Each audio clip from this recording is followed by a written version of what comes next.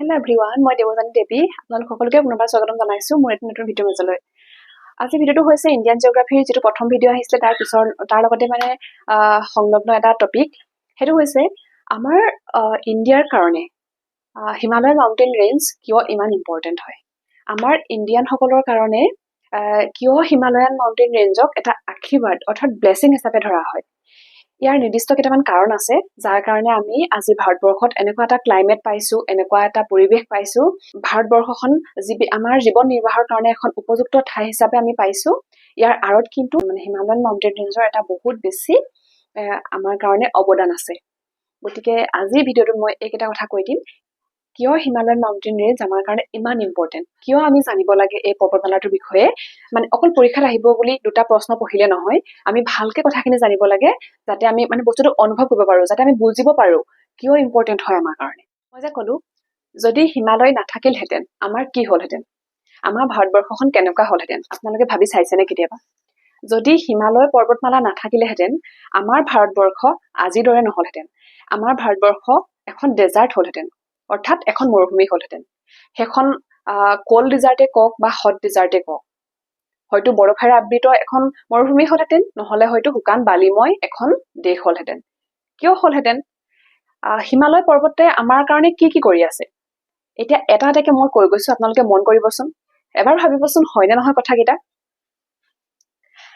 মই এতিয়া কৈছোঁ যে হিমালয় পৰ্বতমালা আমাৰ কাৰণে আশীৰ্বাদ। ইয়াতে যে মই কৈছোঁ পৰ্বত আৰু পৰ্বতমালা দুটা শব্দ। পৰ্বত মানে হৈছে এটা শৃংগ, আৰু যেতিয়া গ্ৰুপ অফ মাউণ্টেইন বহুতখিনি পৰ্বত যেতিয়া একেলগে থাকে, এই গোটেইটোকে কয় পৰ্বতমালা, অৰ্থাৎ মাউণ্টেইন ৰেঞ্জ বুলি কয়।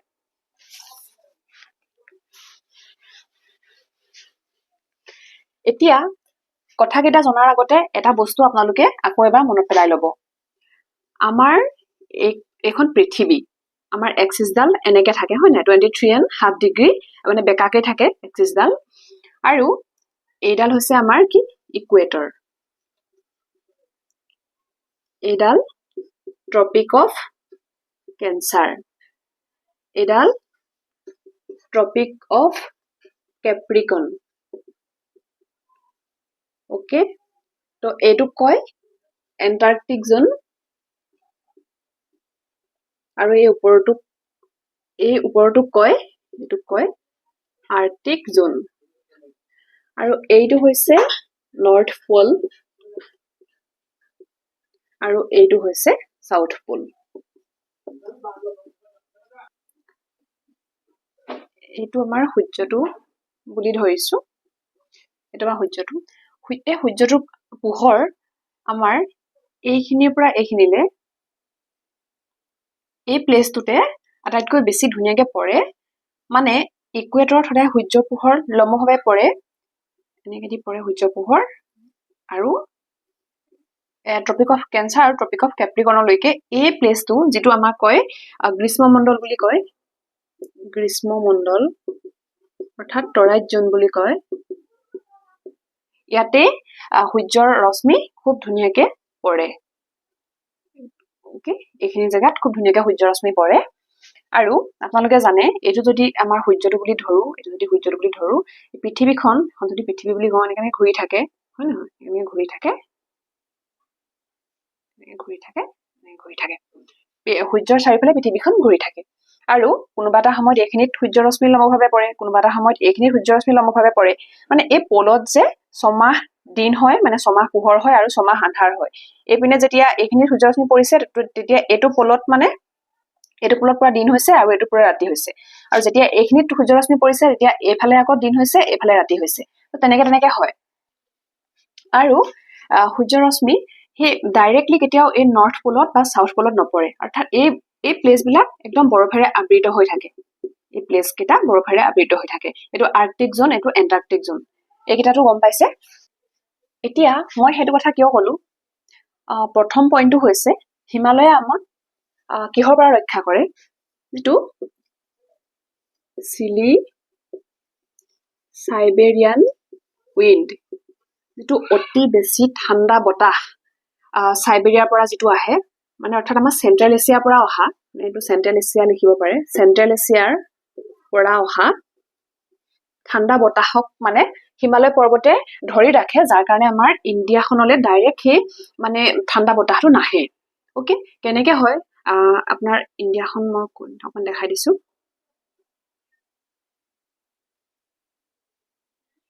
এইটো যেনিবা ইণ্ডিয়া। ইয়াত কি থাকে, এই তিব্বত, এইফালে চাইনা, আৰু চাইনাৰ ওপৰতে থাকে আপোনাৰ এইপিনে ৰাছিয়া, চাইবেৰিয়া, ৰাছিয়া, আৰু তাতে থাকে কি থাকে, চাইবেৰিয়া। অ'কে, আৰু ওপৰ অঞ্চলটো জানিয়ে, এইটো যে মই ক'লো নহয়, এতিয়া নৰ্থ পল থাকে, নৰ্থ পল, আৰু এইফালে একদম আৰ্কটিক জোন, ঠাণ্ডা বতাহ আহে। ইয়াত থাকে এইখিনিত হিমালয়। অ'কে, আৰু যেতিয়া ইয়াৰ পৰা ঠাণ্ডা বতাহ আহে, তেতিয়া আমাৰ হিমালয়ত খুন্দা খাইহি, হয়নে? আৰু হিমালয়ে সেই বতাহখিনি ধৰি ৰাখে। অকমান পাৰ হৈ আহিব পাৰিব, কিন্তু গোটেই বতাহখিনিতো পাৰ হৈ আহিব নোৱাৰে। অ'কে, হিমালয়ে ধৰি ৰাখে। ছেকেণ্ড পইণ্টটো হৈছে ৰেইনফল। ৰেইনফলৰ ক্ষেত্ৰত আমাৰ হিমালয় পৰ্বতে কেনেধৰণে সহায় কৰি আহিছে। এগেইন এখন ধৰক ভাৰত,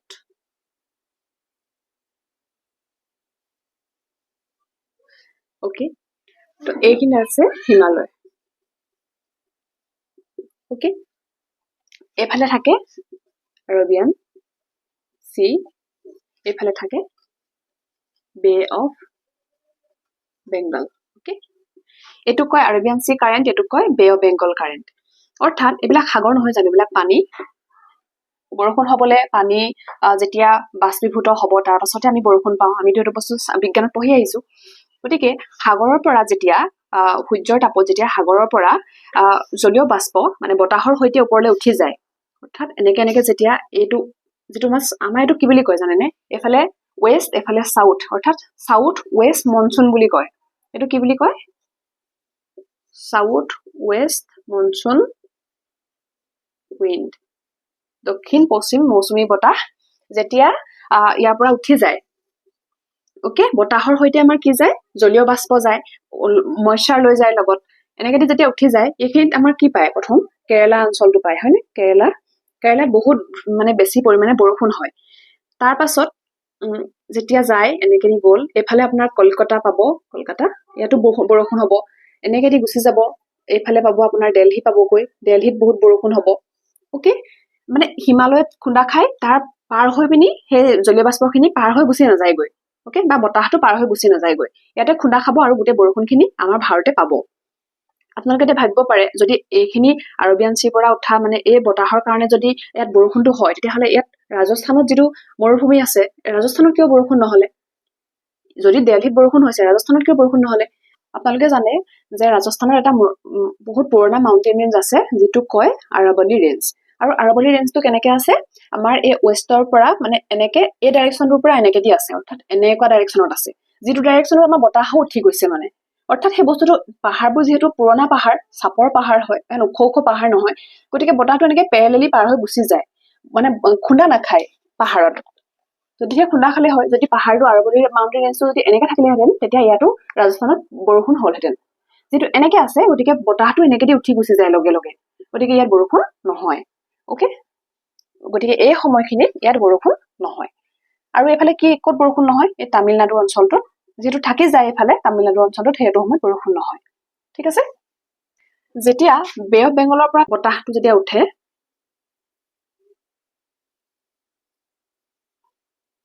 যেতিয়া বতাহটো বে অফ বেংগলৰ পৰা যায়, বে অফ বেংগল, যেতিয়া ইয়াৰ পৰা বতাহে জলীয় বাষ্প কঢ়িয়াই যেতিয়া যায় এনেকে, তেতিয়া কি হয়, ইয়াত আপোনালোকৰ মেঘালয় অঞ্চলটো আছে। মেঘালয়ত কি আছে, এনেকে এনেকে পাহাৰবোৰ আছে, আৰু এইটো কি পাহাৰ আছে, গাৰো, খাচী, জয়ন্তীয়া হিল আছে, ইয়াত খুন্দা খায়। ঠিক আছে, ইয়াত যেতিয়া খুন্দা খায়, ইয়াতে আপোনালোকৰ এটা জেগা আছে, আপোনালোকে যিহেতু পঢ়িছে, এইটো মেঘালয়ৰ কি আছে, মৌচিনৰাম, মেঘালয়ৰ মৌচিনৰাম, তাত বহুত বেছি পৰিমাণে বৰষুণ হয়, আৰু অনবৰতে বৰষুণ হৈ থাকে বুলি কয়। অ'কে, ইয়াত খুন্দা খাই বৰষুণ হ'ল, যেতিয়া প্ৰথমতে বতাহখিনি লগত জলীয় বাষ্পৰ সৈতে উঠিছে, তেতিয়া বহুত বেছি মইশ্চাৰ থাকে, আৰু বহুত বেছি তেতিয়া বৰষুণ হয়, মানে ঘনত্বটো বেছি হয়। যেতিয়া লাহে লাহে লাহে লাহে এইফালেতো আপোনাৰ হিমালয় পৰ্বত আছে। অ'কে, যেতিয়া ইয়াত হিমালয় পৰ্বতত খুন্দা খালে গৈ ইয়াতো সৰকি গুচি গ'ল বতাহ, যেতিয়া খুন্দা খালেগৈ সেই গোটেই হিমালয় পৰ্বতটো যেটো ঘন হয় হিমালয় পৰ্বতটো পাৰ হৈতো যাবগে নোৱাৰে গতিকে বতাহটো কি হয় এনেকে দি লেফটত এনেকে দি গুচি যায় এনেকে দি বতাহটো এনেকে গুচি যায় ওকে তেতিয়া কি হয় এই অঞ্চলবিলাকত বৰষুণ হয় পাহাৰত যেটো খুন্দা খালে তো ইয়াত বৰষুণ হৈ গৈ থাকে আৰু ইয়াত যেতিয়া ৰাজস্থান পাইগৈ তাতো যেটো ইয়াত আৰাৱলী ৰেঞ্জ আছে ইয়াত এনেকে আৰাৱলী ৰেঞ্জ আছে ইয়াতো বৰষুণ হয়গৈ কিন্তু কি হয় যেতিয়া ইয়াত প্ৰথমতে বৰষুণ দিয়ে তেতিয়া ঘনত্ব বেছি হৈ থাকে হয় নাই জলীয় বাষ্পখিনি ঘনত্ব বেছি হৈ থাকে তেতিয়া বৰষুণো বেছি হয় যেতিয়া লাহে লাহে লাহে লাহে এফালে গৈ থাকিগৈ একদম ঘনত্ব কমি যায় আৰু সেইকাৰণে খুব কমহে ইয়াত বৰষুণ হোৱা দেখা যায় ওকে প্ৰচেছটো এনেকুৱা যিমানে এপিনে গৈ থাকিব সিমানে কম হৈ গৈ থাকে বৰষুণটো গতিকে সেইখিনি আছিলে হিমালয় পৰ্বতে মানে কি কৰি আছে আমাৰ কাৰণে যদিহে নাথাকিলেহেঁতেন তেতিয়া কি হ'লে বতাহটো ডাইৰেক্ট উঠি ওপৰলৈ গুচি গ'লহেঁতেন ওকে বৰষুণ তেতিয়া আমি নাপালোহেঁতেন আৰু আমি যেতিয়া বৰষুণ নাপালোহেঁতেন তেতিয়া আমাৰ কি হ'লহেঁতেন আমিতো খেতি কৰিব নোৱাৰিলোহেঁতেন বৰষুণ নোপোৱা হ'লে মৰুভূমি হ'লহেঁতেন আমাৰ ভাৰতবৰ্ষ ওকে 3 নম্বৰ পইণ্টটো হ'ব source of water এটো কি হয় source of water বুলি যে ক'লো মানে অকমান এখন যদি বনাই ললো তেতিয়া বুজাবলৈ বহুত অসুবিধা হয় সেইকাৰণে এখন শেপটো দি লৈছো মাত্ৰ এটো হিমালয় ওকে হিমালয় পৰ্বতমালাটো এনেকে আছে আৰু আমি জানো যে হিমালয়ৰ পৰাই আমাৰ যিকেইখন আটাইতকৈ মানে প্ৰধান নদী অৰ্থাৎ কি ওলালে প্ৰথম ওলালে এফালে দি এনেকে দি আহিলে এনেকে দি আহি গ'লগে এখন গ'লগে গংগা তাৰ পাছত এনেকে দি গ'ল এপিনে গ'লগে এখন হ'লগে ইন্দাস সিন্ধু নদী আৰু ইয়াৰ পৰাই এনেকে দি আহিলে এনেকে দি গৈ এনেকে দি আহি ইয়াত লগ হ'লহি এখন হ'ল কি সকলোৱে জানে আমাৰ অসমৰ যিখন ব্ৰহ্মপুত্ৰ নদী ওকে ইন্দাস গংগা আৰু ব্ৰহ্মপুত্ৰ এই গোটেই তিনিওখন প্ৰধান নদীৰে পানীৰ যিটো উৎস সেইটো কিন্তু আমাৰ হিমালয় পৰ্বতমালাই হয় কাৰণ আপোনালোকে জানে হিমালয় পৰ্বতমালা আইচেৰে ভৰা বৰফ আছে প্ৰচুৰ পৰিমাণে ওকে হে গ্লেচিয়াৰ হিমবাহ যিখিনি আছে তাৰ পৰাই আমি গোটেই পানীখিনি ইয়াতে পাই আছো আৰু এই যদি নদীখিনি নাথাকিলেহেঁতেন আমাৰ কি হ'লহেঁতেন এই নদীসমূহে সেডিমেন্ট কঢ়িয়াই লৈ আনে আৰু আমি যেতিয়া প্ৰতিবাৰে বানপানী হয় পেৰেনিয়েল ৰিভাৰ বুলি কয় এই ৰিভাৰ বিলাকক আৰু যেতিয়া ইয়াতে বানপানী হয় তেতিয়া কি হয় এই যিবোৰ উপত্যকা অঞ্চল থাকে খুব বেছি পৰিমাণে পলসুৱা হৈ পৰে এলুভিয়েল লেণ্ড অৰ্থাৎ পলসুৱা হৈ পৰে আৰু তেতিয়া আমাৰ খেতি খুব ভাল হয় এতিয়া ব্ৰহ্মপুত্ৰ পাৰৰ মাটিবিলাক তাৰপিছত গংগা নদীৰ পাৰৰ মাটিবিলাক বা ইন্দাসৰ তেনেকে সেই মাটিবিলাক খুব বেছি পলসুৱা হয় আৰু যেতিয়া পলসুৱা হয় তেতিয়া আমাৰ খেতি খুব ভাল হয় ওকে তো আমাৰ কাল্টিভেশ্যনত বহুত বেছি পৰিমাণে এই নদীসমূহে সহায় কৰি আহিছে অৰ্থাৎ এই 4 নম্বৰ পইণ্টটো আপুনি দিব পাৰে কাল্টিভেশ্যনৰ ক্ষেত্ৰত কাল্টিভেশ্যন ওকে তো আমাৰ ঘেঁহু ধান খেতি সকলোবিলাকৰ কাৰণে বহুত বেছি মানে উপকাৰ হৈ আছে আৰু ইয়াৰ লগতে এটা কথা কওঁ আমাৰ যিটো টি কাল্টিভেশ্যনৰ কাৰণে কেনেকুৱা মাটি উপযোগী হয় যিবিলাক পাহাৰীয়া মাটি হয়নে এঢলীয়া পাহাৰীয়া মাটি কাৰণ তাত আপোনালোকৰ জুই জ্বলাই পিনি সেইবিলাকতে আমাৰ খেতি কৰা হয় ওকে তো পাহাৰৰ এঢলীয়া মাটিত আমাৰ খেতি কৰা হয় আৰু তেনেকে আমাৰ বহুতখিনি সহায় কৰি আছে আমাৰ ইণ্ডিয়ান ইকনমিৰ ক্ষেত্ৰত টি কাল্টিভেশ্যনে বহুতখিনি সহায় কৰি আছে আৰু তাৰ কাৰণে কিন্তু হিমালয়ান মাউণ্টেন ৰেঞ্জৰো অৱদান আছে 5 নম্বৰ পইণ্টটো হৈছে আমি মিনাৰেল ৰিসোৰ্সেস বহুত পাইছো কিয় কৈছো যে আমাৰ পাহাৰবিলাকত কি পাওঁ আমি পাহাৰবিলাকত আমি কয়লা পাওঁ হয় নাই কপাৰ পাইছো কপাৰ মাইন বহুত পাইছো তাৰ পাছত আমি কি পাওঁ লাইমষ্টোন পাওঁ চুনহিল পাওঁ ওকে আৰু এইবিলাকে আমাৰ ইকনমিক বহুত বেছি আগবঢ়াই লৈ গৈছে কাৰণ এইবিলাক বহুত মূল্যৱান হয় ওকে তো সেই ক্ষেত্ৰত আমি এটা কথা পঢ়িবলৈ পাইছিলো যেটো আমাৰ কাৰাকোৰাম ৰেঞ্জ আছে তাৰ বেছিভাগ শৃংগই মানে ব্লেক হয় আৰু সেইটো কিয় হয় জানেনে আমাৰ যেতিয়া হিমালয় ফৰ্ম হৈছিলে সেই পিৰিয়ডটো কি আছিলে সেই পিৰিয়ডটো আছিলে ক্ৰেটাচিয়াছ পিৰিয়ড আছিলে সেই পিৰিয়ডটোতে আমাৰ কি হৈছিলে যিটো ডাইনোসৰ আছিলে হেতু এক্সটিংক্ট হৈছিলে ডাইনোসৰ বিলাক লুপ্ত পাইছিলে মানে অতিমাত্ৰা এটা মানে বহুত বেছি এটা টেম্পাৰেচাৰ আহিছিলে আৰু এইবিলাক ভস্ম হৈ গৈছিলে বুলি কয় তেতিয়া যেতিয়া ভস্ম হৈ গৈছিলে তো সেই যিবিলাক আমাৰ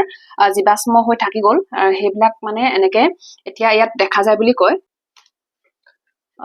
6 নম্বৰ পইণ্টটো হৈছে বহুত বেছি যিটো ইম্পৰ্টেণ্ট কি কৰি আছে আমাৰ হিমালয়ে এটা কাম কৰি আছে যিটো নেচাৰেল ডিফেন্স বেৰিয়াৰ বুলি কয় নেচাৰেল ডিফেন্স বেৰিয়াৰ হিচাপে কাম কৰি আছে কেনেকে সেইখন ইণ্ডিয়া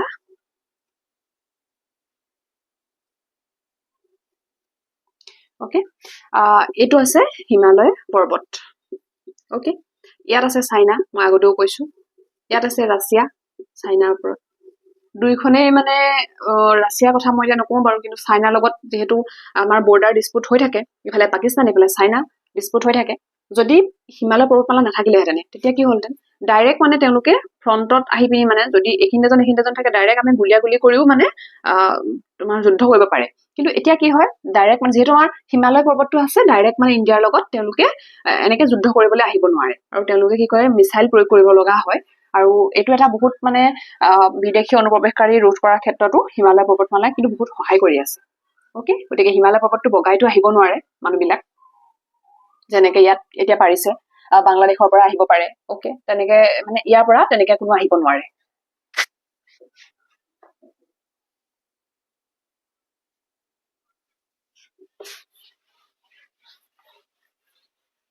আৰু এটা হেকত মই পইণ্ট কৈছো এটো হৈছে কি আমাৰ যিবিলাক বেছি টুৰিষ্ট মানে এট্ৰেকচন প্লেস হয় মানে যে টুৰিজম সেক্টৰৰ কাৰণে বহুত বেছি এট্ৰেকচনৰ পইণ্ট বিলাক ক'ত থাকে চাবচোন সেইবিলাক বেছিভাগ পাহাৰত থাকে হয়নে আমি ক'ত যাওঁ ফুৰিবলৈ বেছিকে ক'ত গৈ ভাল লাগে বৰফ চাই ক'ত ভাল লাগে পাহাৰত ভাল লাগে অৰুণাচল যাওঁ চেলাপাছ যাওঁ কিবা কিবি আমিতো তেনেকৈ চাবলৈ যাওঁ হয়নে নহয় বা ক'ত যায় আপোনালোকে উত্তৰাখণ্ড যায় ইউকেত যিবিলাক মানে মন্দিৰ আছে যেনেকে বদ্ৰীনাথ কেদাৰনাথ